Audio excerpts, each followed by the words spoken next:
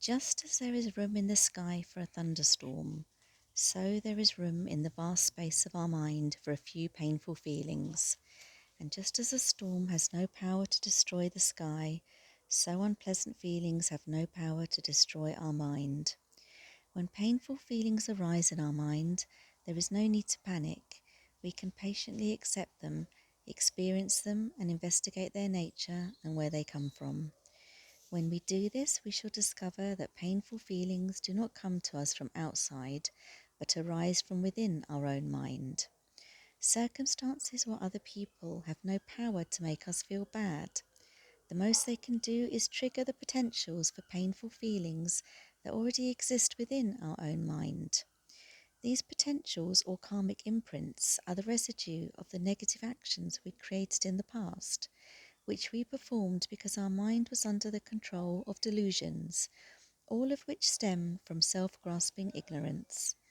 By patiently accepting painful feelings without clinging to them, the negative karmic potentials from which they arose are purified, and we shall never have to experience that karma again. Moreover, painful feelings can only arise and remain in our mind because of our present self-grasping.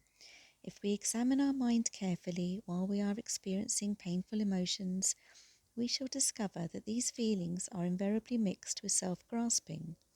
In particular, it is our grasping at an inherently existent I and mine that makes us suffer. The feelings of hurt are inseparably bound up with grasping at I and mine. We strongly feel I am hurt or my feelings are hurt. The intensity of our suffering is in direct proportion to the intensity of our self-grasping. We cannot immediately stop self-grasping, but if we stand back from the problem just enough to glimpse how self-grasping is creating the problem, the strength of our self-grasping is undermined. There is an enormous difference between the thoughts I am feeling bad and unpleasant feelings are arising in my mind. When we identify with our feelings, we make them bigger and more solid than they are, and it becomes far more difficult to let the unpleasant feelings go. On the other hand, when we learn to view our feelings in a more detached way, seeing them simply as waves in the ocean of our mind, they become less frightening and much easier to deal with constructively. We should not be discouraged by the difficulties involved in practicing patience.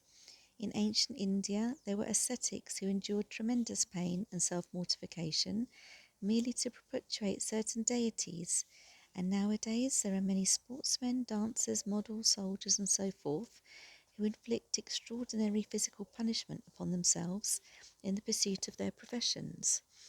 It is easy to think of many other people who voluntarily endure great suffering merely to earn money or enhance their reputation. If they can bear such tremendous difficulties for limited goals, why can we not accept the difficulties and inconvenience involved in our pursuit of the ultimate happiness of enlightenment and the welfare of all living beings? Surely such a goal should be worth a little discomfort. Why are we so easily discouraged by the small difficulties of human life?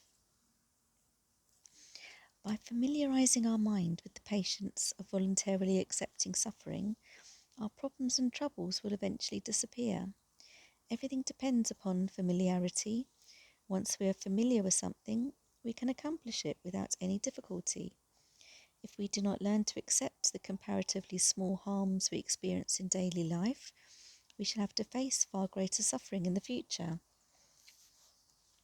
On the other hand, if we learn to be patient with relatively minor sufferings, such as criticism, unpopularity, and slander, we shall gradually learn to cope with greater sufferings and pains.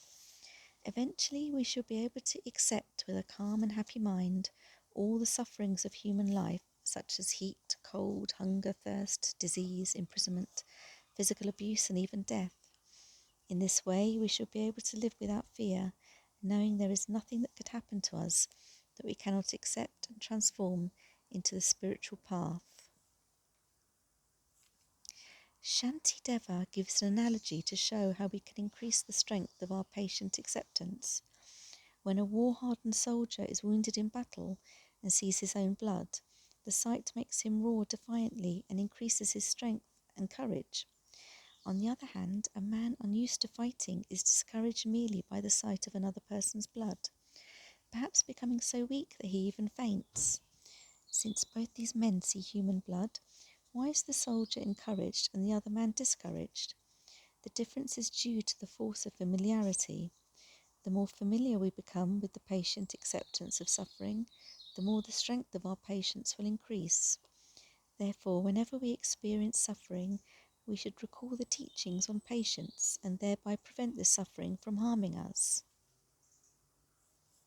Whenever a wise person intent on attaining enlightenment encounters difficulties or adverse conditions, he or she endures these without letting them disturb his peaceful mind. We should realize that our deadliest enemies are anger and the other delusions. As these delusions are deeply ingrained mental habits, working to overcome them is not always easy. Anyone who's given up smoking or another addiction knows how hard it can be to go against the grain of our harmful habits. A certain amount of suffering is therefore inevitable in the course of our spiritual practice, but if we remind ourselves of the limitless benefits of overcoming our negativity, this will not be too difficult to bear. After all, the suffering involved in overcoming our negativity pales into insignificance when compared with the suffering involved in not overcoming our negativity. The person who bears all suffering and overcomes the enemies of anger and other delusions is truly worthy of being called a hero or heroine. Usually we reserve this title for someone who kills other living beings in battle, but such a person is not really a hero, for his enemy would have died naturally in the course of time anyway. What he did was not much different from killing a corpse. But our internal enemies, the delusions, will never die a natural death.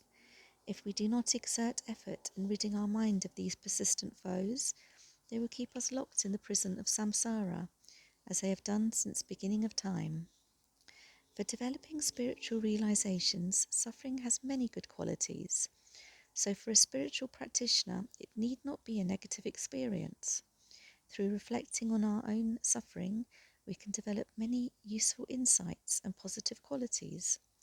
Recognizing our vulnerability dispels our arrogance and deluded pride.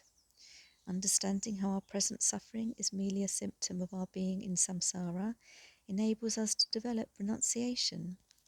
Furthermore, we can use our own pain to understand the pain of all living beings. Having learned to accept our own suffering patiently, if we then think of the suffering of all the other living beings trapped in samsara, compassion will arise naturally. Renunciation and compassion are two of the most important spiritual realizations, and it is our suffering that enables us to gain these realizations. Those who do not learn to face with courage the truth of suffering and to accept their own problems patiently will not only feel helpless and unhappy, but also deprive themselves of the opportunity to develop any authentic spiritual realizations.